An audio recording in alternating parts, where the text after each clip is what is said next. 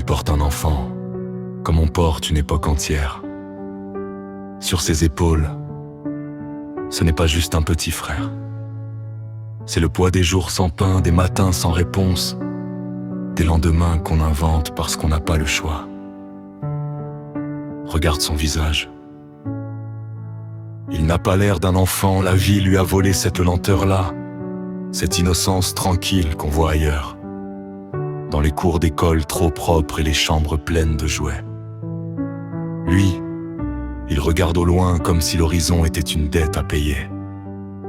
Et cette cicatrice sur sa joue, on dirait une frontière dessinée par le temps, une signature laissée par la survie, parce qu'il existe des endroits sur Terre où grandir n'est pas un processus naturel.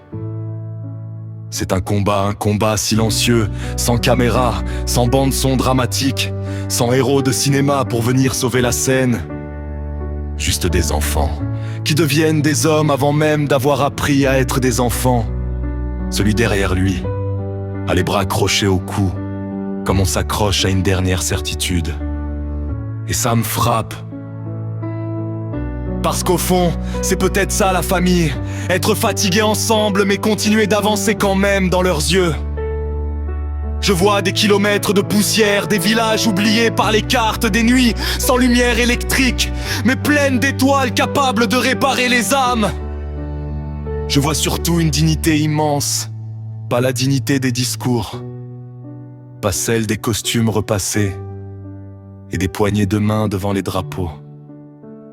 Non, la dignité brute, celle qui transpire, celle qui porte, celle qui serre les dents, parce qu'abandonner coûterait plus cher que souffrir. Et nous qui vivons parfois entourés de confort, on se casse pour des détails, un retard, un message sans réponse, un écran fissuré, une validation qui manque. Eux n'ont peut-être rien, mais regarde bien, ils ont encore quelque chose que beaucoup ont perdu. La capacité de tenir les autres, sans calculer le poids. Le grand ne demande pas. Pourquoi moi?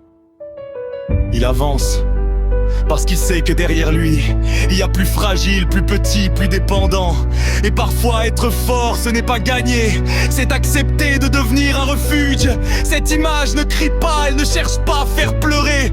Elle existe seulement avec une vérité presque violente. Certains enfants naissent déjà responsables du monde.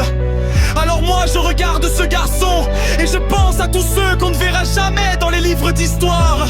Tous ceux qui portent des vies entières sur leurs épaules maigres. Tous ceux qui tombent de fatigue mais gardent le dos droit. Parce qu'un autre être humain compte sur eux. Et peut-être que les vrais géants ne mesurent pas 2 mètres. Peut-être qu'ils ressemblent simplement à un enfant fatigué qui continue de marcher avec un autre enfant accroché à son cou.